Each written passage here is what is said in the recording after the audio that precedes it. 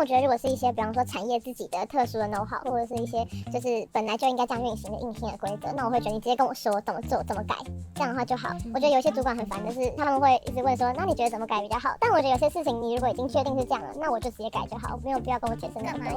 大家好，我是 Vicky， 欢迎大家来到 Bubble Podcast。今天我们要跟大家来谈谈两代的对于职场工作的看法。过往大家都会觉得说，新的世代非常不耐操，然后又不负责任，一个工作做不到半年就离职。那新的世代也会觉得说他们很委屈，他们并不是不想努力，而是他们没有找到他们喜欢的工作。那对于少子化在这个趋势底下，企业必然要面对的是我们怎么跟这一群 Z 世代的刚出社会的这群工作者互动，在职场上面怎么共事。那所以我们今天要邀请到社会新鲜人 Erica 来聊聊一个新世代的新鲜人怎么看待工作职场上面他即将要面临的这所有的事情。所以我们欢迎 Erica。 好，大家好，我是 Erica。 然后我今年刚从大学毕业，然后我原本就读的是国际企业学系。然后在我的大学4年期间，我大概有做过3-4个实习，然后基本上都跟科技业有一点沾到边，就是有做过跟硬体制造相关的，然后也有一些科技业的媒体等等的，然后到现在这个也算是科技业的新创公司。现在即将要步入社会，那你会觉得工作这件事情，你的期待跟你的看法会是什么样的心情？应该说我觉得工作会是一个我会希望能够让我的未来生活能够越来越趋近于我的理想的一个方法。就是不论是赚钱也好，或者是就是去能够做一些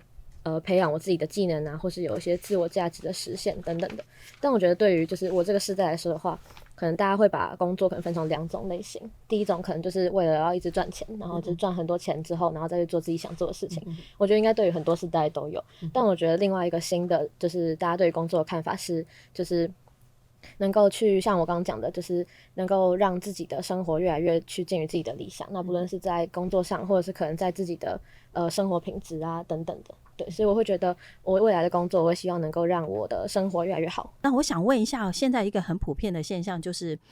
很多毕业生他们会选择继续深造读研究所。那对于这件事情呢，背后的含义有2种不同的情况。一种是毕业生面临要就业的选择，不知道自己要做什么，索性去读研究所。然后另外一种是我很清楚自己想要什么，要追求什么，所以我希望透过进一步的学习再去扩展自己。那 Erica， 你可不可以就你身边观察到的现象来谈一谈这样子的现象，你们自己是怎么看待这件事情？你周围的朋友大概都是什么样的状况？我身边的朋友的话，我觉得2种都有，就是也有些是还不确定自己要做什么，因为我读的科系是国企，所以我们其实很多的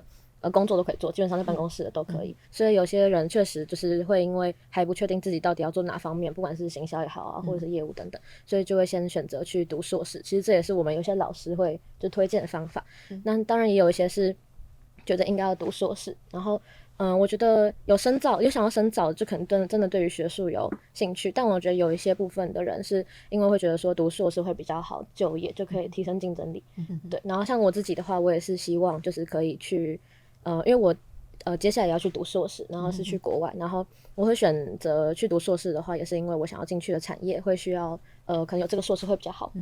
对。不同的世代我们会赋予他不同的特质跟他们的可能的性格，所以从婴儿潮世代、X 世代、Y 世代、Z 世代，那我属于这种比较接近已经即将退休的这一群是 X 世代。从我的世代来看，我这个世代可能是更刻苦耐劳啊，可能老板交办的事情我们使命必达，然后对于工作跟生活可能某部分我们会希望是 life balance， 可是当这个有冲突的时候，我们会选择为工作付出更多。所以我们想请 Erica 来谈一下，如果进到职场，你会期待一个什么样的工作环境？我觉得对于我的世代来说的话，虽然说我觉得可能没办法说代表所有人，就是这整个世代的所有的想法，但我觉得我们大家有一个可能共同的追求吧，就是说大家都会希望就是自己能够跟别人不一样，就是在独特性这个上面。但是在工作的话，我会觉得就是可能是因为我们这个世代可能就是大家出生之后其实资源嘛，可能是比较富足的，对，所以我们的选择其实很多，所以我们就是在工作或者是很多事情上的表现，我会觉得更像是用就是删去法的方法，然后从所有的选择里面来去挑出更适合自己的或者自己更喜欢的，对，我觉得可能不止工作，可能在生活上都是这样。对，这个跟我们的世代就有极大的差异。在我们可能相对物质没有或者是环境的条件没有那么富足的状况下，眼前有的仅有的你从眼前仅有的去挑选。Z世代他们比较就是资源非常的多，有这样的环境，然后让他可以配合他的状况来做删去，然后留下他可能最有兴趣的一些部分这样子。如果从这样子的特质我们再回过头来看不同的世代对于在职场上面的要求可能也有所不同，所以在过去我们的世代可能更强调是有责任感，然后稳定。所以 Erica 你会觉得如果是你什么样的关键字用在你们身上，对于工作上面的要求你会觉得用哪些字来形容你们或者是看待你们会更好？我觉得确实应该跟自我实现蛮像的，但我觉得另外一个还有算追求吧，自我追求其实都跟自我有关，可能我们这个世代的人确实比较自我一点但我觉得可能是因为还年轻啊，就自尊心比较高但我觉得为什么是因为这样，是因为就像刚刚就是 Vicky 有讲到，可能X 世代或 Y 世代的人可能会觉得想要追求比较稳定的工作，但可能对于我们来说的话，会更多的是希望能够在每一份工作里面都有自己想要学习的技能或者想要收获的东西对，所以有时候但我觉得这其实也是某种程度上的稳定嘛，就是你有一个稳定想要成长的目标但不是说就是靠一个工作就可以满足，可能是透过一直在换职业啊，或者是换不同的公司来达成。像我们以前可能在进到职场会被公司要求说你必须可能从公司的角度来看待的话，会希望你对公司有贡献，那这个指标就会是你必须要在公司里面工作2到3年。未来如果你遇到公司做这样的要求，你是怎么看待这件事？2到3年的工作期限，如果有人要求你工作必须做2年到3年，如果这个工作是我超级无敌想去的就是的话，那我可能会愿意就是不管是真的是骗好，或者是说就是真心的也好，我会觉得说2到3年是可以的。但我觉得比起说去谈到底要就是在这边工作的时长是确切多久，我觉得应该更偏向于是我希望在这个地方，就像前面讲到的偏向自我实现或追求，我希望就是得到的是什么。就如果我想要得到这个经验，或者不管是经验可能就比较偏向时长，但如果技能的话，如果它其实让我1年内我就可以有收获，那我可能不一定就需要待这么久对，就可能会更偏向于就是自己的对于这份工作的追求是什么，而不是说就是可能这个公司 offer 我什么我就一定要接受这样。所以意思是如果你觉得原来你 commit 或者2到3年，可是你觉得这个工作可能你已经学习你觉得到达你的底线，或你觉得没有东西可以让你学习的时候，你就会觉得这个时间对你来说并不是最大的考量，对不对？对，之前我们比如说旧的世代在职场工作常常有一种状况，就是说老板只要要求你做什么，不管老板下的指令你听懂了或听不懂，你会用猜的方式去把你心目中觉得老板要的东西做出来，通灵，然后就是大家说的通灵的方式，或用跋杯的方式去所以常常老板会觉得很累，然后员工也会觉得很累。那 Erica 你会希望在职场上面用什么样的工作互动模式或沟通的方式，让你在工作上面你会觉得比较不会那么有挫折感？我觉得就是刚听到要通灵这件事情真的是太难了，因为我觉得现在的就是生活可能对大家来说都已经就是有很多东西要猜了，所以在工作上我觉得会更希望就是能够有确切的指令，就是比方说不管是要做到什么，或者是更好的是能够告诉我们说那这个工作到底达到什么目的。因为我觉得可能对于同一件事情应该有很多不同种方法可以达到，那如果就是我的上司或是主管能够直接跟我说那这份工作的目的是什么，那我可能不一定要用同一个方法，说不定可以用别的方法。对，所以我觉得这可能是就是一个比较好的方式，就是有一个比较确切的指令告诉我们说那这个工作到底要做什么。对，然后另外一个蛮重要的还就是我会希望说在工作的环境嘛，或者是场合里面，或者是比较就是能够让人安心的嘛，或者是比较开放一点，会让我们觉得说自己的可以去讲话的感觉，就有点话语权的感觉。对，然后可以让我们去提自己的想法啊，然后不会很容易就被打枪之类的。就是要提供让你可以勇于发言，然后即便你的意见可能在初期并不是那么跟实际的状况这么吻合，可是必须要提供更好的情绪价值啊，应该是说让你会觉得你发言并不会被用不好的眼光或者是态度去回应，对不对？如果常常因为你的发言然后得不到好的回应，后续你还会愿意比如说再提你的想法或看法吗？可能就不会吧，你就会以后就闭嘴都不提了。对啊，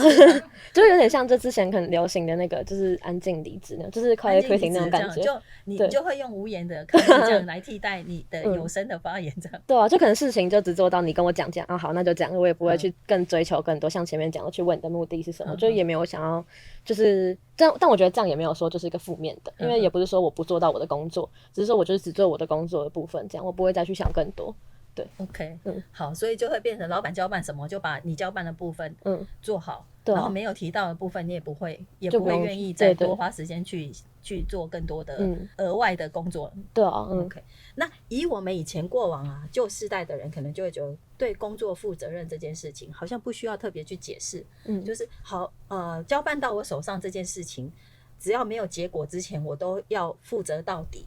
那对于负责任或者是加班这件事情，你会从你的角度对工作你的诠释会是什么？我觉得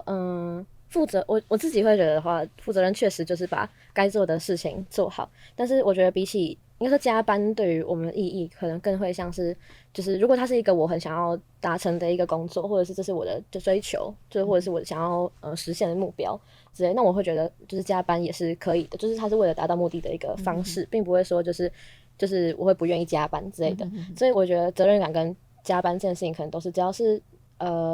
能够让我达到是我想要追求那个东西，那我会觉得这也没有关系。但如果是不合理的，或者是就是跟那个工作描述的是完全没有相关的，然后我也对它没有兴趣，那我当然就不会有想要做的，就是不管契机也好，或者是动力。我们其实私底下有聊过，就是说对于 job description， 就是你在拿到这份工作之前，公司期待你要做的事情，你会在工作的过程，你会去检视说这个是不是当初公司要求我要做的内容？你怎么看待公司期待你做跟后面交付你的这个工作任务有差异的时候？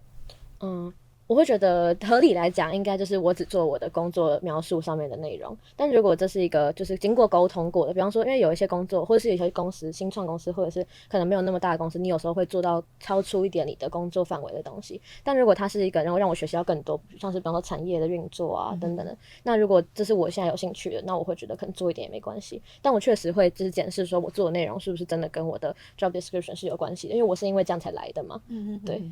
所以前提就是 job description 的一致性，那如果有更动的时候，必须透过沟通，会更清楚知道为什么你要做这些事情。那你在做这些事情的时候，可能更有动力，或者是你会更愿意接受这样的安排。可以这样做吗？对啊，不然就要加钱。对，要加钱。好，这样的状况跟我们确实有很大的世代的差异。以往我们就是老板交办你什么，你的工作项目没有叫做 job description， 只要老板叫你做的都是 job description 里面的范围。所以新的世代他们期待他们在很清楚知道他们要做什么的状况之下，在职场上面跟大家合作。所以如果当偏离了原来期待他们做的事情，我想应该是要透过沟通来让他们很清楚知道为什么他们要去做这些事情，他们在整个工作环境里面必须要扮演什么样的角色，这样可能让他们工作起来可能会更心理层面会更舒适，然后也可以得到比较好的效果。我自己回想，我们应该有3个阶段的这个工作的过程。第一个阶段，当你刚出校园的时候，你进到一个全然陌生的成人世界的时候，你可能会有一些恐惧，所以你期待比较有安全感的环境，可以有比较多同侪的支持跟资源。第二阶段进到你可能在组织工作5年左右了，你开始进到一个你要累积专业知识的这个阶段，所以呢，你可以为组织稍微贡献多一点。那这个时候，可能你的专业的累积相对比较重要。到第3个阶段，就像我现在的阶段，已经面临到可能即将要退休的这个前段。那我们的重要的关键的任务就是可能把我们当做一个比较是教练 coach 的角色，然后让我们的 team member 可以衔接我们的工作，让他们有更好的发挥的舞台。不管是我的世代或他们的世代，进到整个职场都需要一个比较让他相对感觉比较稳定、安心、安全的环境，对吗？对，我觉得蛮认同刚刚就是 Vicky 讲的，就是3阶段的，就是这个流程嘛，就是说一开始先有一个安全的环境，对，然后就是先有算是对于心理上的一些支持，但我会觉得就是可能第一个阶段跟第2个阶段会比较融合在一起的感觉，就是会更偏向于就是在一开始的时候，我会有一些可以就是表现自己机会的时机之类的，因为像我之前的另外一个实习，就是我那时候是做半年的，然后大概在第4、第5个月的时候，就是因为那时候我有 mentor， 然后他就有问我说，就是我有没有想要做的事情，或者是我没有就是我想做，但是我可能还没有学习到的，对，所以我会觉得这是一个蛮好的制度嘛，或者说是一个带领的方向，对，所以如果一个好的职场环境，我想友善的对待新进或者是刚毕业的这样的年轻人是很重要的。像刚刚艾丽卡提到的，组织可能需要建立 mentor 的制度，不管你的公司多大或多小，那就是一个对于公司相对比较熟悉的资深的同仁，可以带领一个比较之前的，让他在情感上有一些支持，然后同时呢提供比较多的情绪价值，因为你刚刚有提到说你很害怕一个人吃午餐这件事，我想你可以再多说一点这样的心情。就是我觉得这除了刚刚前面讲到的一些跨世代的差异以外，就是在对于职场的选择上面，我有发现就是我身边的同学等等的也有这样子的倾向，就是会去观察这个公司里面的其他同事，尤其是同部门的，就是会希望说就是能够有更好的相处方式。像我在面试的时候，我其实也有问就是面试我的主管，就是他的 MBTI 是什么，就是会想要知道个性会不会合，因为如果我觉得如果个性合得来的话，那在工作上面的事情都是可以再调整的，至少在沟通上比较没有问题。那你可不可以谈一谈你是什么样人格特质的人？那你会期待什么样的主管他带领你用什么样的风格？我可以讲的是我的 MBTI，但我觉得你也可以分享那个动物的。我就说你的世代是 MBTI， 我的世代是那个动物世界。对，但我也有测过动物，但反正我的 MBTI 是比较就是就是那个人的那个角色叫做辩论家，就是我是算是比较会喜欢跟就很多事情然后来去不管是辩论或是沟通讨论，对，所以这可能也是在我的这个世代里面，我会比较就世代里面我这个个人会比较偏向于去跟别人更多沟通，对，我会觉得沟通比较能够解决事情，或者是能够更熟悉，所以我会希望就是带领我的主管或者是我的这个团队嘛里面的人是可以就是多跟我聊天，或者是多跟我去聊聊就是他们的事情，或者是去在工作上面的事情的时候，也可以多跟我去做一些解释等等，或者是我也会问，因为我知道有一些公司的人可能没有那么去解释说他们自己在做什么，因为像一些大公司，可能你做的事情是已经被分下来很多的，但是可能对于实习生来说，我们可能可以把握这个就是实习的机会，去了解更多公司的其他内部的运作，对，所以像我自己就会很喜欢这个，所以我会希望说我的公司里面的主管或同事能够多跟我说一些，对。应该是说从你的世代的语言我们转换到我们世代的语言，然后彼此去理解可能彼此的心理状况或者是你的含义是什么，工作起来可能中间需要自己有一个翻译器，把你的想法翻译成我的语言，然后我们去理解去消化，就是在一个同样的频率上面可能更容易沟通。你刚刚有提到你期待的主管就是可能更愿意透过沟通的过程去更了解你现在的状态，或者是对工作的要求，然后透过沟通也慢慢的逐步去把事情更明朗化，所以在讲话的过程可能就是在协助你在厘清你的工作，对不对？而且是厘清就是主管或对方的个性，因为我觉得很多时候不管是讲什么，不管工作或者私人事情也好，个性会很影响你讲出来的话，尤其是那些不管是情绪之类的那些比例，所以如果我可以先了解这个主管或是同事他是什么样的个性的话，我就会比较知道说怎么跟他沟通，对，所以我会觉得这个确实是一个蛮重要的。所以当你发现有一份工作你很喜欢，可是你的主管的性格跟你预期的人格的特质是完全不同的，你会做什么样的判断跟选择？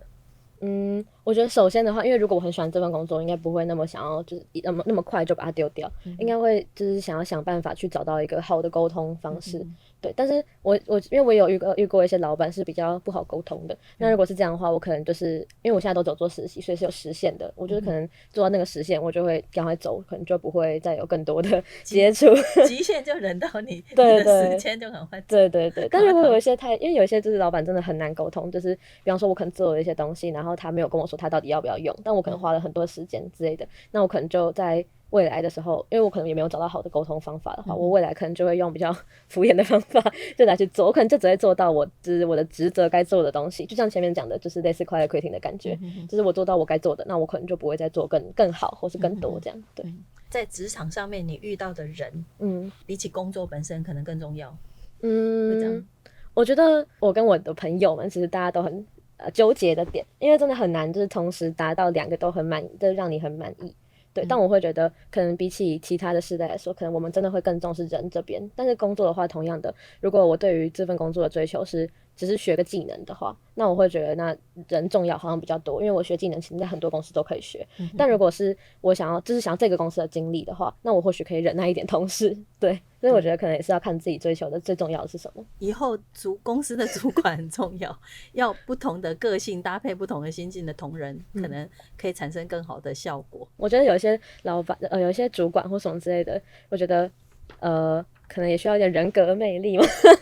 对，因为我觉得就是你如果要让你的下属之类的能够好好跟你合作的话，那你们应该有一些地方是 match 的，就是你们可能有一些因为共同兴趣要符合，感觉很难。但如果你有一些就是可以让人很佩服嘛，或者很欣赏的能力的话，我觉得会对于我们来说是一个很大的吸引力。那你的人格特质魅力，就比如他很会健身，很会煮菜，就在私领域里面，他有让你觉得你可以向他学习的地方，是这样的意思？我觉得不一定，我觉得公司领域都有可能，因为像我有一个朋友，他的主管就是他们会，因为他们的公司算是新创公司，所以呢，他主管会很常跟他分享他过往的一些经历，而且他们会在公司里面喝酒，就是因为喝酒可能就是他们比较私领域的一些兴趣。但是在公领域方面的话，因为我那个朋友想要创业，然后他的主管刚好有一些相关经验，然后他们就有聊到，所以就会更就是他跟这个主管之间的连接就会更深，对，所以他就会当然会对这份工作有更多的好感，所以就会更希望继续待在这里。所以主管的独特性、多元也非常重要。当然不可能人生中只有工作吧，不然这样感觉也蛮奇怪的。所以新的世代应该是他们的生命里面不会只有工作，能吸引他继续留在这个工作有很多的原因，就会更多元。如果说从刚刚闲聊的一些内容来看呢，其实不管 Erica 选择继续深造，或者是他就直接毕业直接进到职场，那像 Erica 这样子的新鲜人，终究他们要进到职场，以不同的世代他们的人格特质来看的话，不管是任何世代进到职场，面对一个新的环境，当然都希望有一个比较好的体验。那所以对企业来说，应该是说我们怎么更贴心的为新鲜人提供一个比较好的环境，让他们进到职场上面可以比较安心。我想可以分享几个可能可以的做法。第一个就是说在设备上面，很多公司可能觉得新人来就是把公司残余的一些设备就提供给他们，然后所以不管在物质上面或者是在资源的提供上面相对比较匮乏，有的公司连专属的电脑都没有，所以他可能好多个人共用一台。假设有这样的状况，对他们来说就是一个归属感的扼杀。公司可能盘点一下资源，在硬体或软体上面有哪些已经现有的一些资源可以提供你们参考。然后刚刚提到说mentor 或者是 body 的这样子制度下面，可以有人让你在有问题的时候可以询问，或甚至在进入职场初期还没建立人际网络的时候，可以提供一个情感的支持。一起吃午餐，对，一起吃午餐很重要。如果常常一个人吃饭，然后没有什么朋友的人，表示他在这个公司可能相对是比较孤单，然后心理层面心理支持也相对比较缺乏的人，这个可能就会形成后续的问题。所以从一些基本的面向或者工作日常的观察，也可以感受到一些新鲜人他们融入职场的一个状况。再来的话就是说，如果对于新鲜人来说，第一阶段可能他在初步熟悉他的工作环境这个部分，如果公司可以让他们比如说有机会更熟悉整个公司的运作啊，相对来说对他们可能在安全感的建立上面可以提供比较好的支持比如说公司有资深的人带领你去认识更多公司的可能资深的员工，让你每天看到的人都是曾经被介绍过的，不是都很陌生的话，融入可能会比较自然，或者是会觉得比较舒服。那还有哪些你觉得如果你进到一个公司，或以往你在做实习的时候你曾经遇到让你觉得比较舒服或者不舒服的一些状况？